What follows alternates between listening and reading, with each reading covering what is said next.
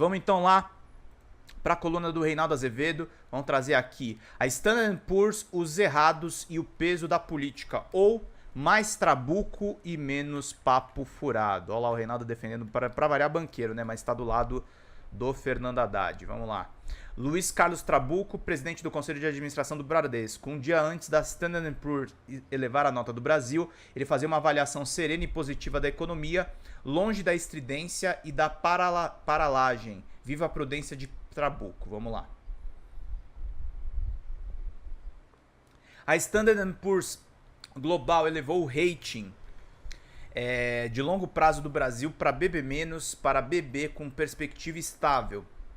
Na raiz da decisão está a aprovação da reforma tributária. O país está agora a 2 degraus de se tornar grau de investimento. O Brasil ganhou, o catastrofismo perdeu, e entendo que setores importantes da imprensa, especialmente o jornalismo econômico, precisam começar a rever os seus critérios. Quando menos, é chegada a hora de promover uma diversificação de fontes. Como norte, sugiro que especialistas da academia sejam convocados com mais frequência para dar opiniões sobre a área. Nada contra, obviamente, os operadores do mercado, mas é preciso dar um pouco mais de atenção às opiniões que não estão pautadas por ganhos e perdas no curtíssimo prazo. São importantes sim, mas compõem apenas um aspecto da realidade. Lula e o ministro Fernando Haddad têm muitos motivos para comemorar. Em junho, a agência já havia revisado a perspectiva de estável para positiva. Na ocasião, afirmou que a decisão refletia mais confiança na política monetária e fiscal. As minudências da avaliação da agência estão em todo canto, inclusive em páginas do UOL. A minha angulação aqui é de natureza política. Lula foi implacavelmente vergastado pelos tais mercados e por seus porta-vozes mais enfesados desde novembro do ano passado, quando negociava a PEC da transição. Anteviam-se coisas verdadeiramente diabólicas, ignorava-se que uma determinada leitura de mundo havia ganhado a eleição e ela não era a de Jair Messias Bolsonaro. O petista não tinha como manter o lixo no lixo, o Minha Casa Minha Vida e o Farmácia Popular, entre outros programas sociais, para tentar fazer o superávit primário. Quando se aprovou o arcabouço fiscal com a perspectiva de déficit zero do ano que vem, e será com efeito difícil atingi-lo, a reação ao esforço anunciado por Haddad para recuperar a receita ou para fazer o super rico pagar o imposto foi de descrédito, não raro acompanhada com sarcasmo. O ministro não conseguirá devolver aos cofres tudo o que lhes foi arrancado ou tributar todas as operações moralmente tributáveis, mas tem sido muito mais bem sucedido do que o que se apostava. A voz da prudência, prestem atenção, e não digo isto com olhos de censor ou de bedel, como a querer puxar a orelha da turma. Esse tal ambiente do mercado vive de apostas, de jogos de influência e de risco. O governante tem, é certo, que ficar de olho nos peixes e nos gatos, na certeza de que não pode entregar aos bichanos o comando da política econômica. As agências de classificação de risco também podem errar, é claro, mas é fato desde junho que a Standard & Poor's, por exemplo, vê a economia brasileira, a despeito das dificuldades, com olhos mais otimistas do que os analistas nativos que estão sendo consultados todos os dias. Felizmente, os sensatos também falaram. Nesta terça, dia 19, eu leio no jornal Valor Econômico. O presidente do Conselho de Administração do Bradesco, Luiz Carlos Trabuco Cap, afirmou que o Brasil tem condições de ter um 2024 muito bom, embora alguns prognósticos ainda possam estar em construção. A gestão do banco mostrou otimismo com o próximo ano ao falar com jornalistas ontem. Para Trabuco, a aprovação da reforma tributária foi um ganho de gestão que deve ter impactos ao longo dos próximos anos, especialmente na indústria. Quando questionado sobre a possibilidade de uma reforma administrativa, ele disse que a proposta deve estar sempre no gerúndio, ou seja, nunca está terminada.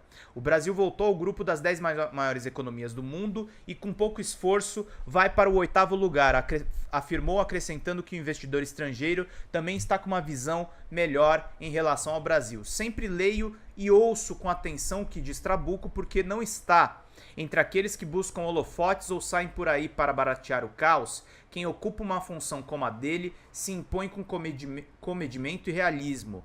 Gosto em especial da sua avaliação, algo reticente sobre a reforma administrativa. Hipotecar o futuro do Brasil à sua aprovação corresponde a produzir mau diagnóstico ou prognóstico errado. Estará sempre em construção e assim é porque a política existe. Lula não governa sozinho. Escrevo de outra forma, o executivo é só parte do governo. A LDO aprovada pelo Congresso nesta terça prevê nada menos do que 48 bilhões em emendas. Na prática, ainda que se negue, são todas impositivas. É difícil lidar com essa equação e, no entanto, as coisas estão, de fato, se movendo. Fosse só no papel, daria errado. Querem saber? Caso se coloquem no papel todos os ingredientes para produzir o bolo da governabilidade, o apressado dirá que o resultado será uma gororoba intragável.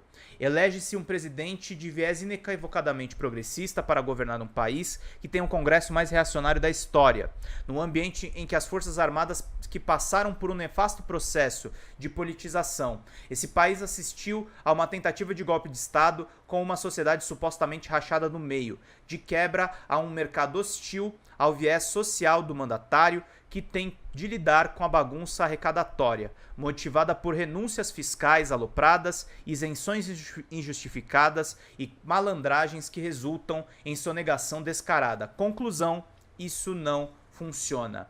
E, no entanto, se move. É o que nos diz a decisão da Standard & Poor's.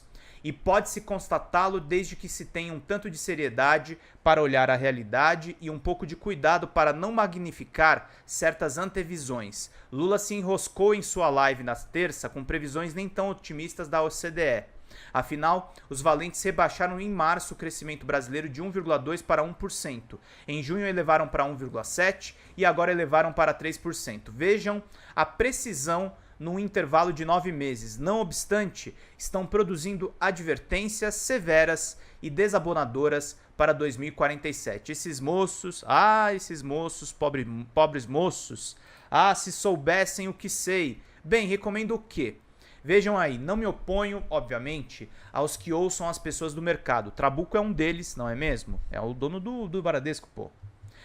Mas está longe de ser esses entusiasmados com a própria aposta, que tem que dar resultado amanhã. O Brasil pede um pouco mais de cautela que ele tem. As suas declarações foram dadas na segunda, a decisão da Standard & Poor's veio em público nesta terça.